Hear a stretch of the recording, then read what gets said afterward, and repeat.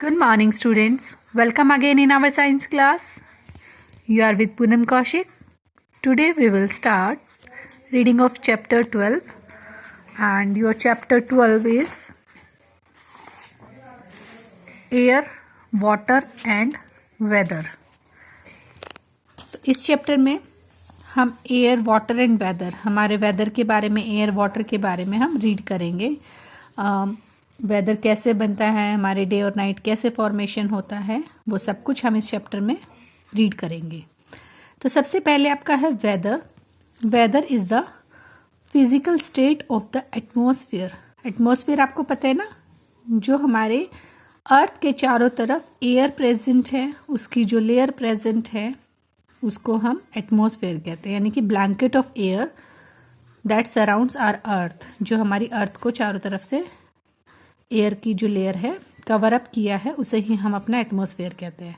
तो उस एटमॉस्फेयर का फिजिकल स्टेट कैसा है एट अ गिवन टाइम, कि एक टाइम पर उस एटमॉस्फेयर का स्टेट कैसा है, उसे ही हम क्या कहते हैं, वेदर। और वो किस टर्म में होता है? Air, clouds, air pressure, humidity, rain and sunshine of a place.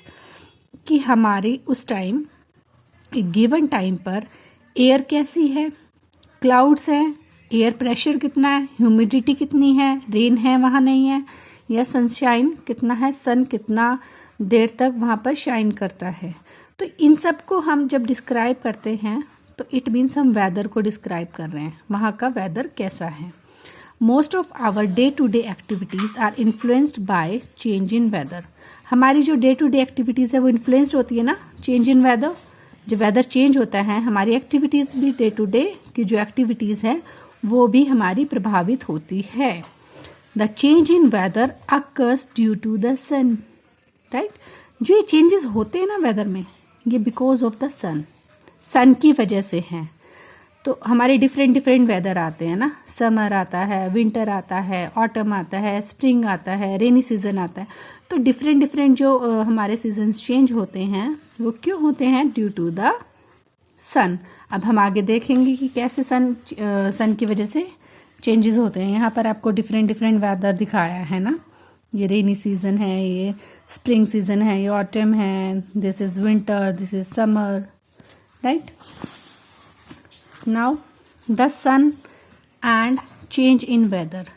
सन और वेदर में चेंजेस कैसे होते हैं ना। The sun plays an important role in causing change in weather condition. Sun का ही सबसे ज़्यादा इम्पॉर्टेंट रोल होता है वेदर चेंज होने में, राइट।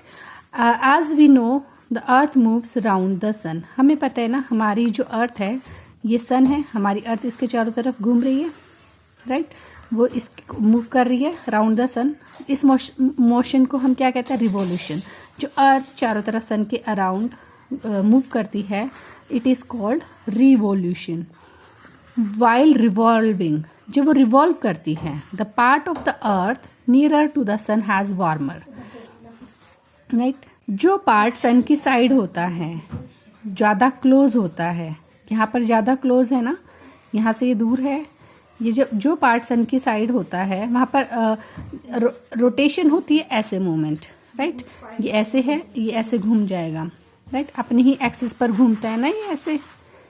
ये डे है, ये घूम के इधर आ जाएगा तो हमारा नाइट हो गया, फिर नाइट वाले पार्ट पर डे हो गया। डे और नाइट फॉर्मेशन हमारा रोटेशन की वजह से होता है, और रिवॉल्यूशन की वजह से हमारा सीजन चेंजेस होते हैं, है ना।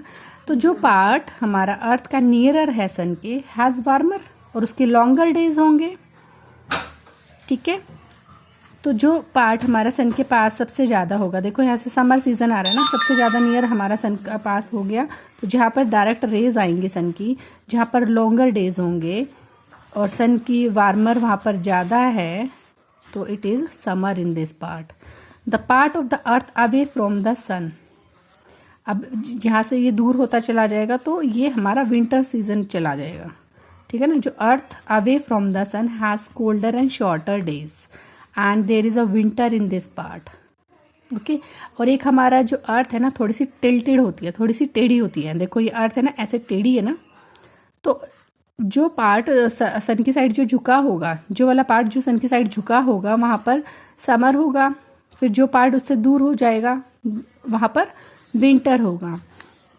राइट, क्योंकि जो दूर होगा वो कोल्डर होगा और वहाँ पे शॉर्टर डेज होंगे. There is winter in this part. So revolution causes change in season. तो ये रिवॉल्यूशन की वजह से जब भी मूवमेंट होती है अर्थ की, सन से जो पास आता है दूर जाता है, बीच में शॉर्ट सीजन्स आते हैं, स्प्रिंग आता है, ऑटम आता है. जब विंटर से हम समर की साइड जाएंगे तो स्प्रिंग सीज़न आएगा. स्प्रिंग सीज़न में पता है ना आपको, नए नए फ्लावर्स आते हैं, नई लीव्स आती हैं. ऑटम में सारी लीव्स शेड करते हैं, ट्रीज अपनी पत्तियों को गिरा देते हैं. Right. The heat of the sun causes winds to blow.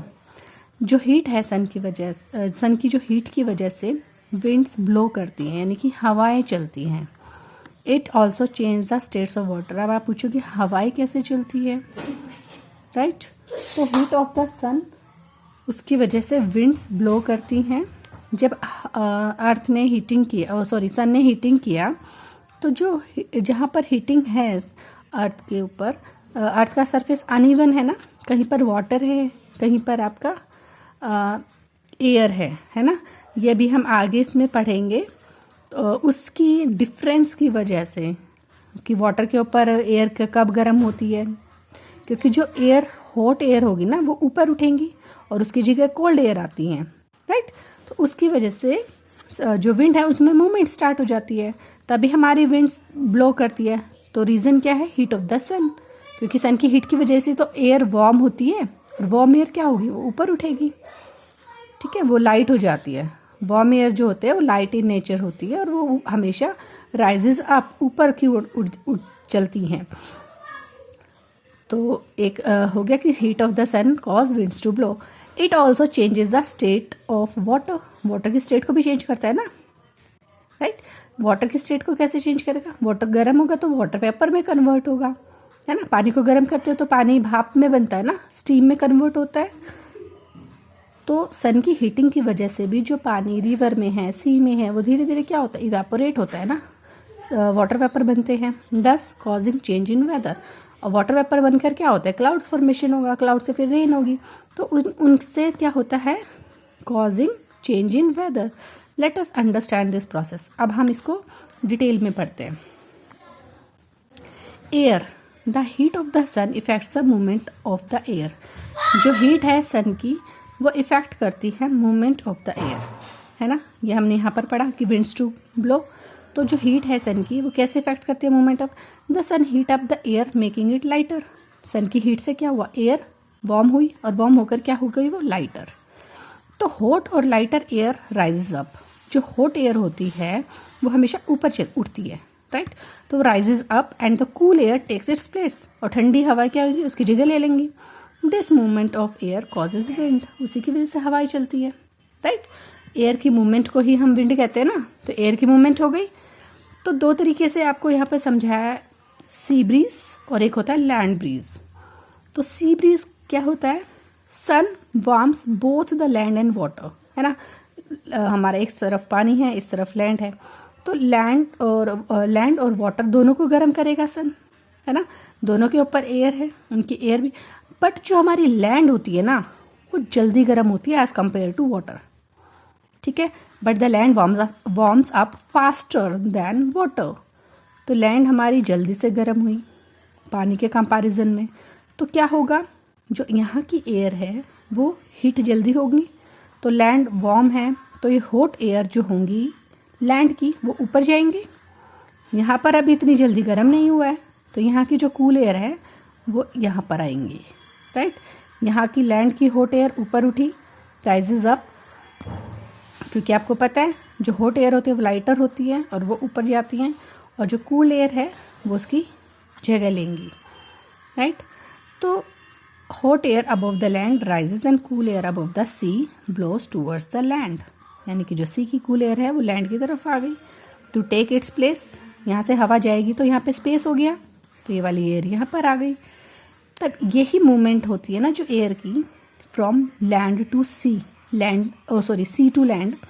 सी से जो लैंड पर आ रही हैं air, this is called sea breeze, right. और ये डे टाइम में होगा, है ना, क्योंकि सन डे टाइम में है तो डे टाइम में ही होगा ये. तो this movement of air from sea to land is called sea breeze. अब आता है हमारा लैंड ब्रीज। लैंड ब्रीज में क्या होता है? लैंड ब्रीज हमेशा हमारा नाइट में होता है ना। जैसे सी ब्रीज जो हमारा डे में हुआ, तो हमारी डे में सन था, सन की वजह से वो वार्म अप हुआ। अब नाइट में क्या होगा? कूल डाउन होगी लैंड भी, वाटर भी। पर जो लैंड है ना, जितनी जल्दी लैंड गर्म होती है ना, उतनी ही जल्दी हमारी लैंड कूल्स डाउन भी होती है। ठीक है, वो जल्दी से ठंडी हो जाएगी। बट सी जो होता है, जो वाटर होता है, वो गर्म ही रहता है। ओके, तो हॉट एयर, अब यहाँ पर हॉट एयर है, यहाँ पर लैंड कूल हो गई, तो हॉट एयर अबव द सी, वो अब हॉट एयर जो होंगी वो लाइट होती है, वो ऊपर जाएंगी, और कूल एयर जो है लैंड से उसकी जगह लेंगी। राइट, तो ब्रीज अब कहाँ से चल रही है? फ्रॉम लैंड टू सी, है ना। अब लैंड से वो सी पर आ रही हैं। राइट, तो जो movement of air from land to sea is called land bridge.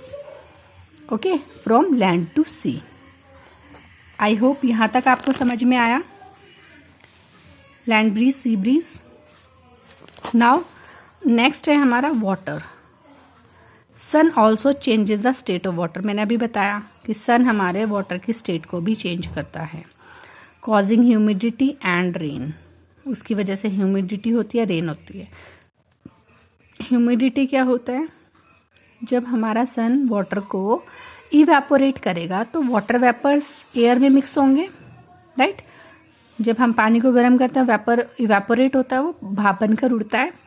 तो ह्यूमिडिटी क्या होता है? जब हमारे जितने ज़्यादा वाटर वेपर एयर में प्रेजेंट होता है, उतनी ज़्यादा ह्यूमिडिटी हो जाती है। The sun heat changes water into water vapour. जो सन की हीट है वो चेंज करती है वाटर इनटू वाटर वेपर। ठीक है, the amount of water vapour present in air is called humidity. और यही अमाउंट ऑफ वाटर वेपर जो प्रेजेंट है एयर में इज कॉल्ड ह्यूमिडिटी, है ना। अभी मैंने बताया ह्यूमिडिटी क्या होगा? जो वाटर वेपर प्रेजेंट होते हैं ना एयर में, सन की हीट की वजह से जो वाटर है वो वाटर वेपर में चेंज हुए, और वाटर वेपर जो प्रेजेंट है एयर में उसको हम कहते हैं humidity. The tiny droplets of water vapour join to form clouds. अब ये जो वाटर वेपर्स गए, वो उसके टाइनी ड्रॉप, ये जो वाटर वेपर्स थे उनके जो टाइनी ड्रॉप्स ज्वाइन होकर क्लाउड बनाते हैं। यही वाटर वेपर्स, क्योंकि वाटर वेपर्स गर्म हो गए, क्योंकि हीटिंग होने के बाद वाटर वेपर्स बने, तो वाटर वेपर्स गर्म होंगे तो वो ऊपर जाएंगे, और ये ऊपर जाकर कंबाइंड होकर क्या बनाएंगे? क्लाउड्स।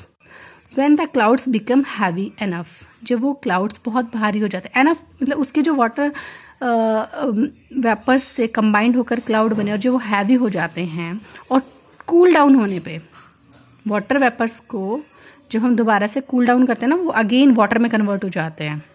राइट, तो जब क्लाउड्स हैवी हो गए और वो कूल डाउन हो गए, तो वाटर वेपर्स जो होते हैं ट्रांसफॉर्म इनटू वाटर, वो दोबारा से पानी में चेंज हो गए। अब पानी तो एयर में नहीं रहेगा ना, ये फॉल्स डाउन एज रेन, वो नीचे गिरेगा in the form of rain. Right, तो इस तरीके से हमारी ह्यूमिडिटी हुई, रेन हुआ। Right, in cold areas it falls down as snow. Colder areas में वो बहुत ज़्यादा ठंडे हो जाता है वाटर, तो वो स्नो बन जाती है। Right, let us understand this evaporation and weather. ये हम अपने नेक्स्ट क्लास में करेंगे। आई होप यहाँ तक आपको अच्छे से समझ आया है। तो अगर आपको वीडियो अच्छा लगे तो लाइक कीजिए, सब्सक्राइब कीजिए। Thank you students.